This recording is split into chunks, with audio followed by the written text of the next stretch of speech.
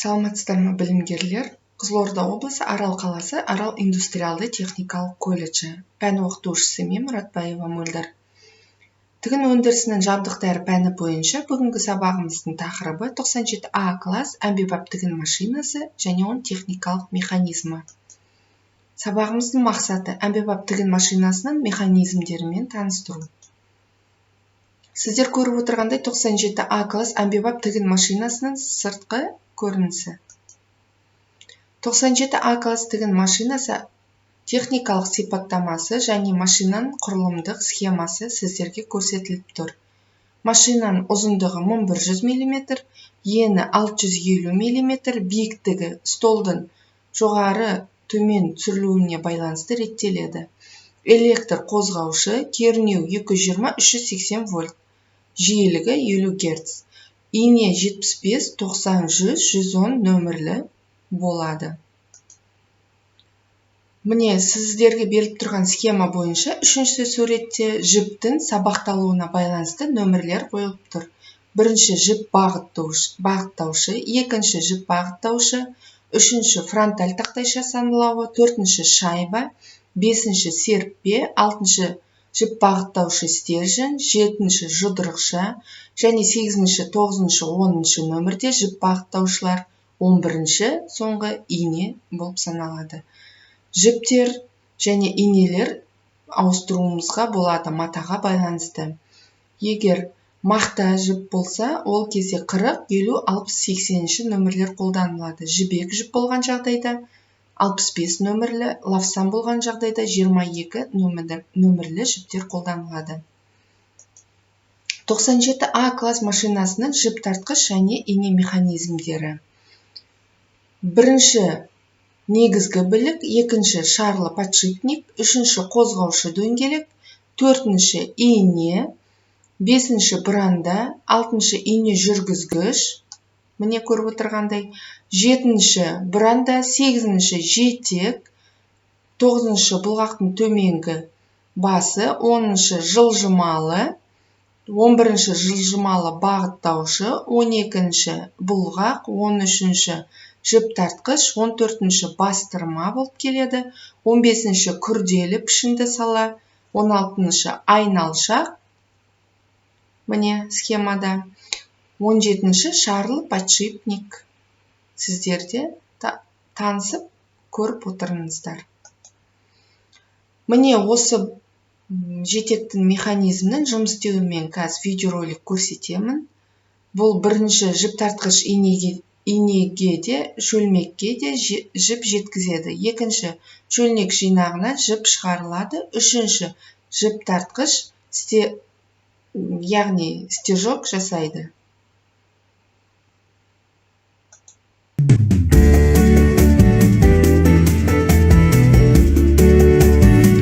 Бейнероликте көріп отырғандай жоғарғыдан ине түседі, жоғарғы жіпті төменгі жіпке іліп алады айналдыру арқылы, сөйтіп жоғарыға шығарған кезде тепшін пайда болады.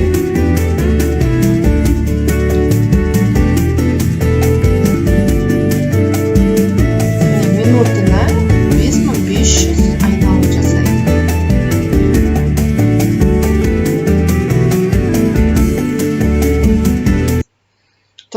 А класс машинасының шөлнек механизмімен танысайық. Міне шөлнек механизм көріп отқандай бірінші негізгі білік, екінші подшипник, үшінші таратушы білік, төртінші подшипник, бесінші және алтыншы ол бұранда.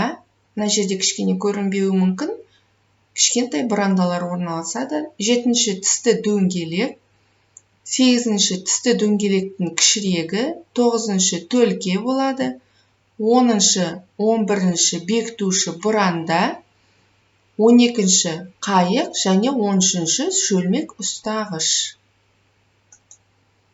Шөлнек механизмінің жұмысымен танысайық.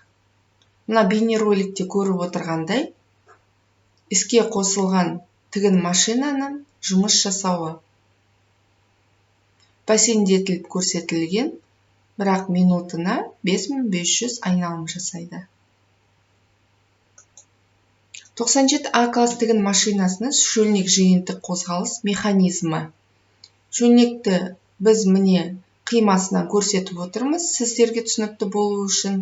Бірінші қайық білігімен бірге дайындалған міне тісті рейка. Екінші қайық білігі, үшінші оң жақтағы қола төлкесі, төртінші негізгі төлке, бесінші тірек бұрандасы, алтыншы, жетінші бекіткіш бұранда болады, сегізінші қайық, тоғызыншы қайық тұмсықшасы, 10-шы жалғауыш, 11-ші сол жақтағы қол төлке. Сол жақ шөлнек бөлігінің сонда шөлнек екі бұрандамен бекітілген. Шөлнектің ішіне шөлмек ұстағыш салынады. Міне, шөлмек ұстағыш, соның ішіне шөлнек салынады. Міне шөлмектің ұстағышы. 97А класс тігін машинасының шөлнекке жіпті төгу механизмі. 97А класс машинасында шөлмекке жіпті толтыру механизмі машинаның оң жағында орналасқан. Міне схемада көріп отырғандай механизмнің бөліктері берілген. Тепшімнің ұзындығын реттегіш түйіні болады. Ол машинаның бізге жұмысшыға қарап тұрған бетінде орналасады. Және ол домалақ реттегіште нөмірлер белінеді. Осы нөмірлер арқылы біз тепшім енін үлкейтеміз, я кішірейтеміз. Матаға байланысты таңдалынады. Тігісті бекітуге арналған механизмнің буындар мен бөлшектердің қозғалу тізбегі сіздерге көрсетіліп тұрған. Біз тігістің сөгіліп кетпеу үшін тігістің басында және соңында бекітпе жасаймыз. Және бекітпе біздің машинамыздың бізге қарап тұрған бетінде орналасады. Оны төмен түсірген жағдайда тепшім кері қайтады және жіберген жағдайда өзімізге қарай матаны итеріп бекітпе жасайды. 97А класс машинасын біз міндетті түрде майлаймыз. Майлау автоматты түрде іске асырылады. Және машинамен жұмыс істеуші май жүйесінің жұмысын мөлдір қақпақ арқылы байқап отыруына болады. Егер мөлдір қақпақшадан майдың жұмыс жасауы көрінбесе, яғни оған астына машинаның май белгіленген сызыққа дейін май толтыруымыз қажеттігін білдіреді. Машинаны майлау үшін И12А және И20А индустриалды арнайы мөлдір майы қолданылады. Бүгінгі сабағымыз түсінікті болса, сіздерге үйге тапсырма. Әмбебап тігін машинасының техникалық сипаттамасын атаңыздар. 97А класс тігін машинасының шөлмек механизмі және әмбебап тігін машинасының майлау ережелері. Назарларыңызға рахмет. Келесі жүздескенше сау болыңыздар.